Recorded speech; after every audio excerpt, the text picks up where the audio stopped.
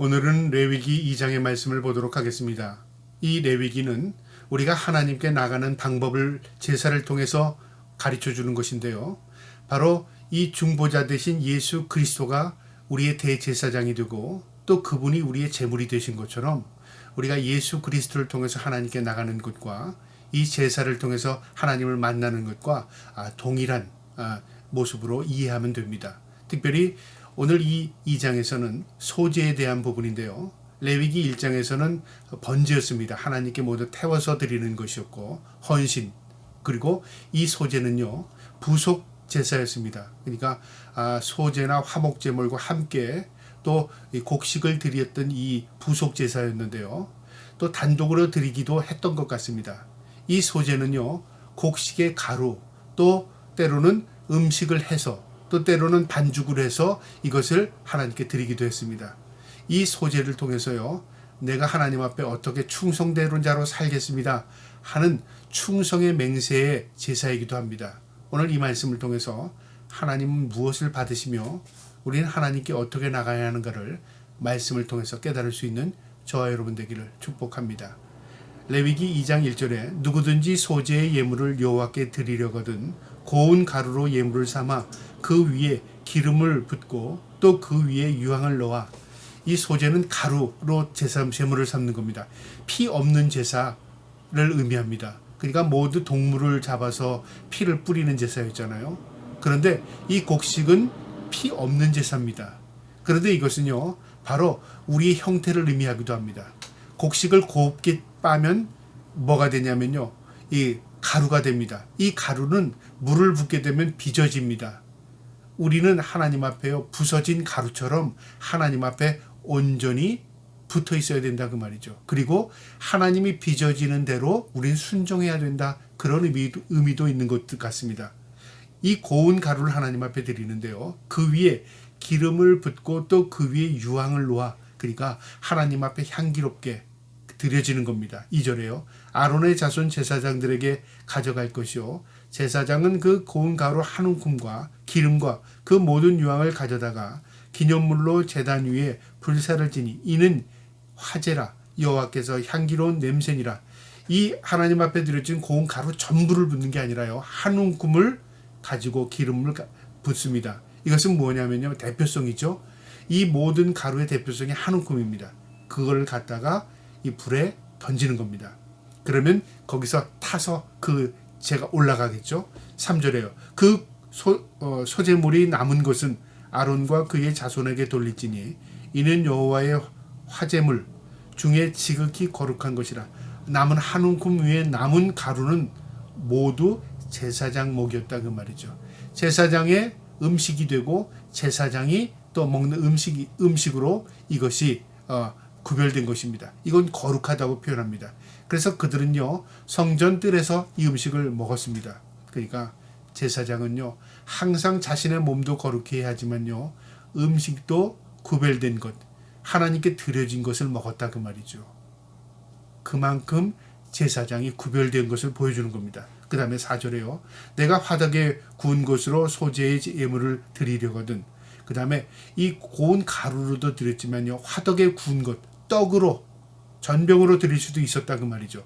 고운 가루에 기름을 섞어 만든 무교봉이나 기름을 바른 무교 전병을 드릴 것이요. 그러니까 누룩을 넣지 않은 무교 전병, 그 다음에 기름을 넣은 전병을 드리라 그 말이에요. 그것도 하나님께 제물이 되었다 그 말이죠. 5절에 철판에 붙인 것, 그 다음에 화덕에 구운 것은요 이것은 그 진흙 같은 그 화덕에 붙여서 굽는 거고, 철판의 곳은 오늘날 프라이팬 같은데 팬에 붙인 겁니다.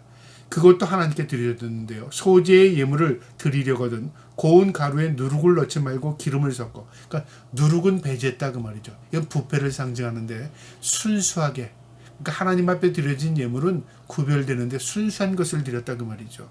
기름을 섞고 누룩은 넣지 않고. 6절에 조각으로 나누고 그 위에 기름을 부을지니 이는 소제이라. 그러니까 조각을 떠서 그 다음에 하나님 앞에 드려졌다 그 말이죠. 7절에 내가 냄비의 것으로 소제를 드리려거든 고운 가루에 기름을 섞어 만들지니라. 냄비에 드렸다는 건 뭐냐?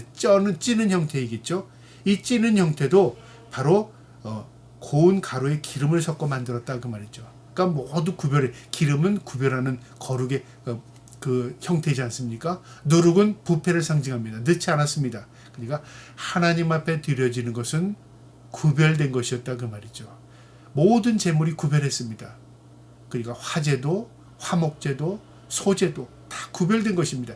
제물은 달랐으나 공통점은 구별입니다. 8절에 너는 이것들로 모든 소제물을 여호와께 가져다가 제사장에게 줄 거죠. 제사장은 그것을 제단으로 가져가서 그 소제물 중에서 기념할 것을 가져다가 제단 위에 불사를 지니 이는 화제라 여호와께 향기로운 냄새니라. 기념할 것을 가져다 일부분을 가져다 하나님께 드리고 나머지는 어떻게 됐다고요? 제사장들의 음식으로 사용했다 그 말이죠. 10절에 소제물에 남은 것은 아론과 그의 아들들에게 돌리지니 이는 여호와의 화제물 중에 지극히 거룩한 것이라. 그러니까 먹는 제사장들이 먹는 음식도 거룩하게 구별되었다 그 말이죠. 이게 제물로 사용된 것입니다. 11절에요. 너희가 여호와께 드리는 모든 소제물에는 누룩을 넣지 말지니 너희가 누룩이나 꿀을 여호와께 화제로 드려 사르지 못할지니라.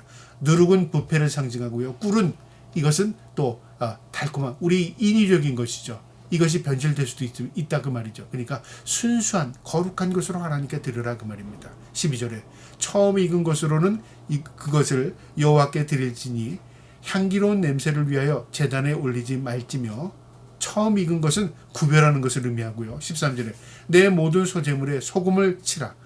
내 하나님이 언약의 소금을 내 소재에 빼지 못할지니 내 모든 예물에 소금을 두를지니라. 소금은 부패를 막는 역할을 하죠. 소금은 그 용도를 그대로 유지하는 역할을 합니다. 소금을 칠합니다. 그래서 제물이지만 기름과 소금은 넣고 그 다음에 이 누룩은 꿀은 제거했다 그 말입니다. 14절에 너는 첫 이삭의 소재를 여호와께 드리려거든 첫 이삭을 볶아 찌은 것으로 내 소재를 삼되. 그러니까 첫 이삭 첫 것을 하나님 앞에 드렸다. 구별이자 모두 분리하고 구별하는 겁니다. 이게 거룩입니다. 그래서 이 레위기는 거룩이 무엇인가를 가르쳐 줍니다.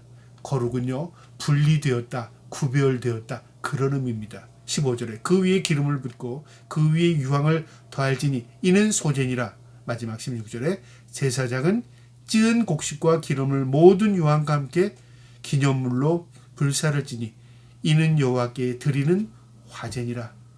하나님께 그것을 기념물로 태워 올려드렸다 그 말이죠. 그리고 하나님 앞에 충성. 내가 하나님 앞에 충성하겠습니다.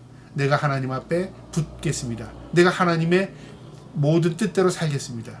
그것을 상징합니다. 여러분 우리가 빚어지는 겁니다. 그래서 주님은 토기장이에요. 우리는 질그릇과 같은 존재. 우리 하나님의 손에 있는 그릇과 같은 지릇과 같은 존재죠. 이것이 빚어집니다. 그러니까 이 고운 가루도 물을 부어서요 기름을 붓고 빚어집니다. 그리고 떡 전병을 만들어서 하나님 앞에 올려드립니다. 그리고 남은 것은 제사장들이 먹습니다. 이게 바로 제물 가운데 이 소제입니다. 이것도 하나님 앞에 충성을 의미하는 이 제사였습니다.